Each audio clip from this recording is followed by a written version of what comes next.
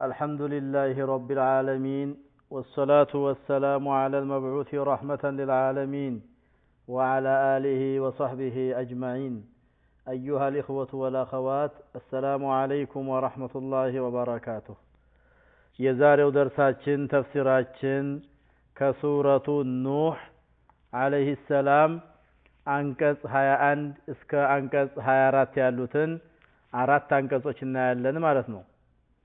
ያው እንደተለመደው ቃል በቃል በመቀጠልም አንዳንድ ማብራሪያዎችን እናያለን። እንግዲህ አላህ Subhanahu Wa Ta'ala ነብዩላህ ኑህን عليه السلام መላኩን በሚገባ አረጋግጦ ነግሮናል። ከዚያም ነብዩላህ ኑህ በተሰጣቸው ተልእኮ መሰረት ህዝቦቻቸውን በሚገባ ሌት ቀን ሳይሉ ደከመኝ ሳይሉ ጠርተዋል፣ ሰብከዋል። ሌትም ቀንም በይፋም በአደባባይም በሚስጥርም ማለት ነው። ግን ለ950 ዓመታት ለምነው ዳዕዋ አድርገው ስብከት አድርገው ሊቀበሏቸው የቻሉት በጣም ውስኖች እንጂ ሊቀበሏቸው ሌላው አልቻለም ማለት ነው። እና ከዛም በኋላ ወደ አላህ Subhanahu Wa Ta'ala ሪፖርት አደረጉ። ህዝቦቻቸው እንደጠሯቸው አጠራራቸው ሌት ቀን 24 ሰዓት እንደለመኗቸውና እንደለፉ ከገለጹ በኋላ ነገር ግን እነዚህ ሰዎች ምንም ዋጋ ቢስ ሆነውብኛል የሚቀበሉ አይደሉምና ከአሁን በኋላ ይሄን ይመስላል ተግባራቸው ብለው ያለውን ተግባር አስቀመጡና ከዚያም በኋላ ግፈኛ የሚባልን አንድ ምን አላህ Subhanahu Wa Ta'ala እንዳያስቀር ገለጹ ማለት ነው። ከዚያው ጋር ተያያዥነት ያለው ነው እንግዲህ ዛሬው ደርሳችን ማለት ነው። قال نوح رب إنهم عصوني واتبعوا من لم يزده ماله وولده إلا خسارا ይላሉ። ወይም አላህ Subhanahu Wa Ta'ala ሒካያ የሳቸውን ሐሳብ በዚህ ይገልጻል ማለት ነው። قال نوح ኑህ የተሰኘው ወይ ኑህ የተባለው መልእክተኛችን አለ ምን አለ? ረቢ ጌታዬ ሆይ አለ። ረቢ ማለት ያ ረቢ ማለት ነው። ጌታዬ ሆይ ኢነሁም እነዚህ ህዝቦች ተልኬ ሄድኩባቸው ወገኖች አሰውኒ አምፀውኛል። አሰውኒ አመፁኝ። ወተበዑ ተከተሉም من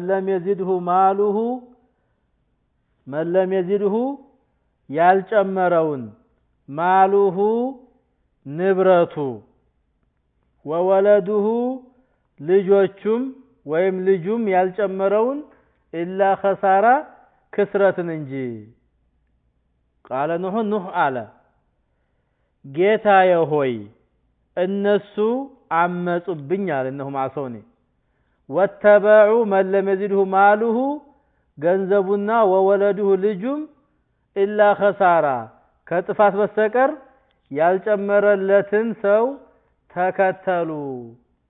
ተከትለው ተጓዙ እኔን አልሰሙኝም ሲል መልስ ሰጠ ማለት ነው። ሐሳቡን ገለጸ ነብዩላህ ኑህ። طيب ወመከሩ መክረን ኩባራ ታላቅንም ተንኮል የመከሩትን ሰዎች ተከተሉ። ወተበዑ الذين مكروا مكرا كبارا እንደ ማለት ነው። ታላቅን ከባድን ነገር ተንኮልን የተነኮሉና የመከሩ ያሴሩ የሆኑ ሰዎችን ተከተሉ። ይሄም አልበቃቸውም። ወቃሉ አሉ ላ ተደሩና እንዳትለቁ እንዳተው አሊሃተኩም አምላኮቻችሁን ወላ ተደሩና አሁንም እንዳተው ነው የምላችሁ ነው የምንላችሁ ወድን ወላ ስዋዓን ወላ የጉሰንም ወያዑቅንም ሆነ ወነስራ የተባሉት እነዚህ አምስቱን ደህና አድርጋችሁ ጠንክራችሁ ያዙ እንዳትለቁ በመባባል ተማከሩ። ወይም ደግሞ ታላቆቹ ለአዲሱ ትውልዶች ይሄን ምክር አስተላለፉ። በዚህም ሳቢያ ወቀድ አضሉ በእርግጥ አሳሳቱ አጠመሙ ከሲራ ማለት ብዙሃኑን ህዝብ በርካታን ሰው አጥምመዋል አሳስተዋል። በዚህ በፎቶአቸው በሐውልታቸው በዚህ አባባላቸው ወላ ተዚድ الظالمين ግፈኞችን አስጨምር ኢላ ዶላላ ጥመትን እንጂ ሌላን አስጨምርላቸው በማለትም ዱዓ አደረገ ወይም ተናገረ ነብዩላህ ኑህ ማለት ነው። طيب እንግዲህ አላህ Subhanahu Wa Ta'ala ተልኳቸው ካደረሱ በኋላ ያዩትንና የተገነዘቡትን የሰሙትን ሪፖርት ሲያደርጉ ጌታዬ ሆይ አሉ እነዚህ ሰዎች አምፀውብኛል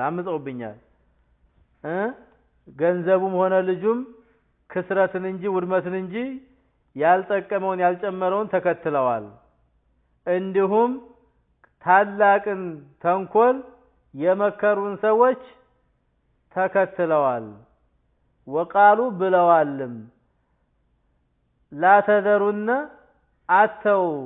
አትልቀቁ አሊሃተኩም አምላኮቻችሁን ወላ ተዘሩነ ወደን ወላ ሱዓን ወላ ይጉሰ ወያዑቀ ወነስራ እነዚህ ነገሮች ሟጫችሁ ነክሳችሁ ያዙ እንዲያስለቁ እኒህን ከለቀቃችሁ ያልቅላችኋል እነኚህ ጠቃሚ አምላኮቻችን ናቸው ያለነሱ ጉዳያችን አይፈጸምም አደራ እያሉ ከቶም እንኳን ሊቀበሉ ሌላውም እንዳይቀበል ዳዕዋ ያደረጉ ስብከት ያደረጉ መርዛቸውን እያሰራጩ ነው ቢሞቱ እንኳን የሚሞቱትና ተስፋ ያጣ ሆኗል የኔ ጉዞና ከአሁን በኋላ እንግዲህ አንድ በላቸው ነው የምታደርገውን አድርጋቸው ነው በዚህም መሰረት ቀጥሎ የሚመጣው ላይ በሚቀጥለው ደርስ የምናየው ይሆናል እንጂ مما خطيئاتهم اغرقوا فادخلوا نارا فلم يجدوا لهم من دون الله انصارا በማለት ይገልጸዋል አላህ Subhanahu Wa Ta'ala እሺ ጠቅለል ባለ መልኩ ማብራሪያ ሰጣችሁ አላህ Subhanahu Wa Ta'ala በእነኛ አንቀጾች ላይ ስለ ኑህ ነው እየነገረን ያለው ስለ ኑህ ሲነግረን የተላከባቸው ሰዎች ያመጹትና የነቀፉት ያስተባበሩት መሆኑንና የአላህን ትእዛዝ የዘነጉ መሆናቸውን ከዚያም በገንዘብና በልጅ አላህ Subhanahu Wa Ta'ala ቢያጣቅመውም ሰውየው ነገር ግን አላህ ለኸይር ነው የሰጠው ወይም ለፈተና ነው የሰጠው ብሎ ሳይገነዘብ የአላህን ትእዛዝ የዘነጋ የሆነውን ክስረት ላይ የወደቀ የሆነውን ሰው ሐሳብ እየተከተሉ እንደሚገኙ ገለጹ ወተበዑ من لم يزده ماله وولده الا خساره በሚለው ማለት ነው ወመከሩ መከረን ኩባራ ማለት عظيما ማለት ነው ወመከሩ አሲሩ መከረን ታላቅ ተንኮልን ኩባራ ማለት ታላቅ የሆነን ወይም ኩባራማ بمعنى كبيرا ትልቅን ማለት ነው ተብሏል طيب አረቦች እንግዲህ አምሩን عجيب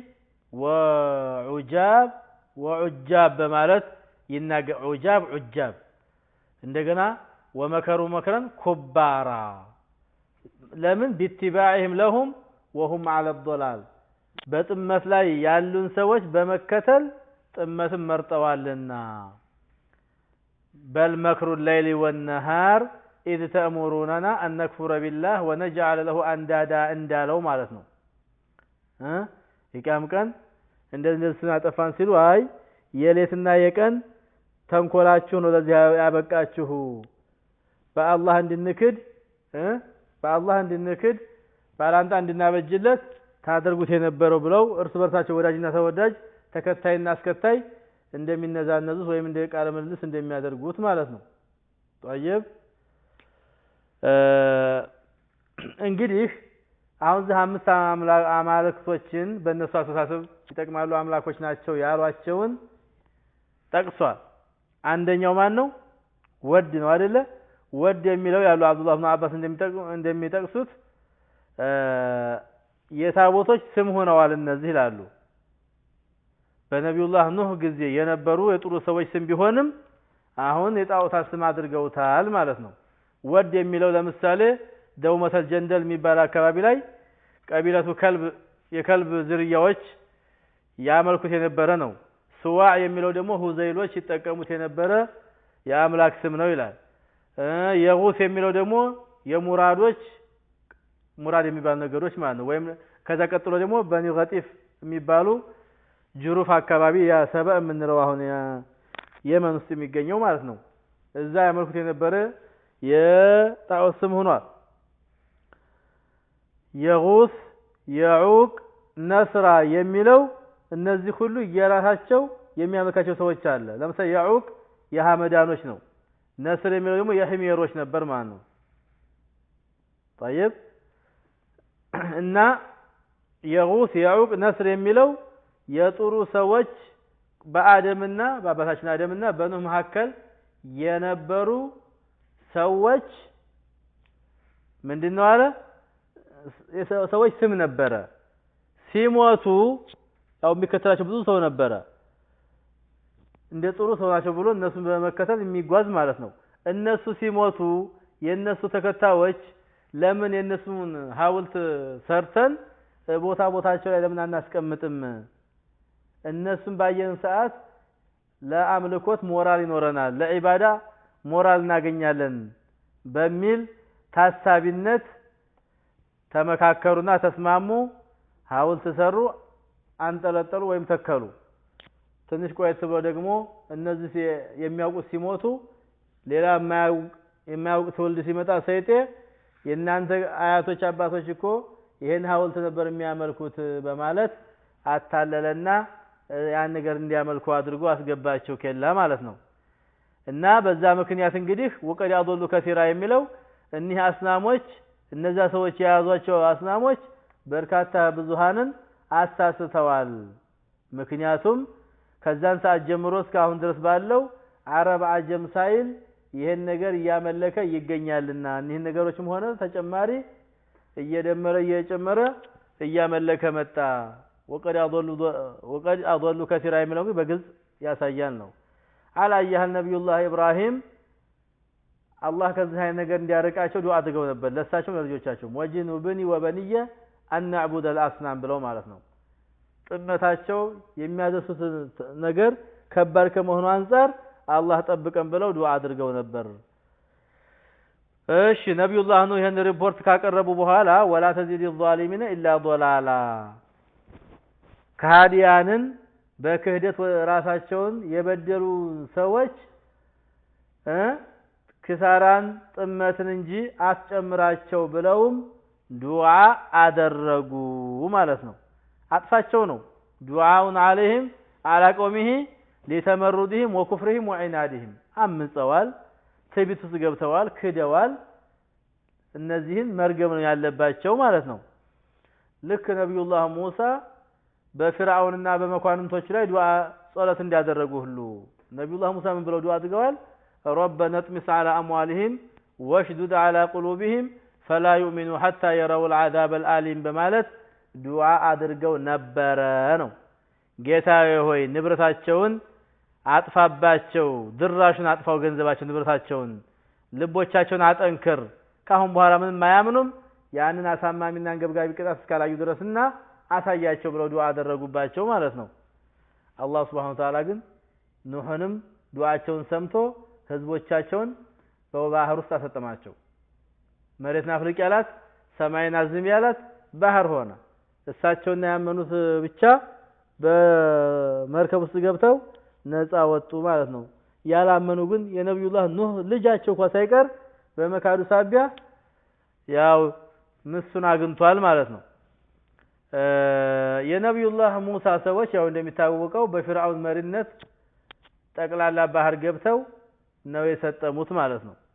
ሁለቱም ተመሳሳይ ነበር ጥፋታቸውም። የሁለቱም ነብያቶች ዱዓቸው ተመሳሳይ ነበር። የወገኖቻቸው ጥፋትም ተመሳሳይ ነገር ያጋጠማቸው። የነብዩላህ ሙሳ ሰዎች አባይ ነው ሄደው ኒል የገቡት ማለት ነው። አላህ ሰጠማቸው። የነብዩላህ ኑህ ግን እሳቸው መርከብ ሰሩ ተብሎ መርከብ ሰሩ። ያመነ ሁሉ አስገባ ተባሉ። ከዛ በኋላ ያካደና ያላመነ መሬት አፍልቃ እምንጃ ሳይቀር ፈልቆ ሰማይ አዝንቦ እንዳለ አገርቱ በባህር ተጠቃለች። እዛ ውስጥ ያለው ሁሉ ህዝብ አለቀ በዚህ መልኩ ማለት ነው። በዚህ በክህደታቸውና በማመጻቸው 950 ዓመት ሰብከዋቸው ለምነዋቸው ነብዩላህ ኑህ እምቢ በማለታቸው ምን መጣ? ተገቢው ቅጣት መጣባቸው፣ ደረሰባቸው ይለናል። ኢንሻአላህ መጨረሻው ደግሞ ስንቀራ የበለጠ ግልጽ ይሆንልናል ታሪኩ ማለት ነው። ለዛሬው እዚህ በቃናል هذا والله اعلم وصلى الله وسلم على نبينا محمد وعلى اله وصحبه اجمعين والسلام عليكم ورحمة الله وبركاته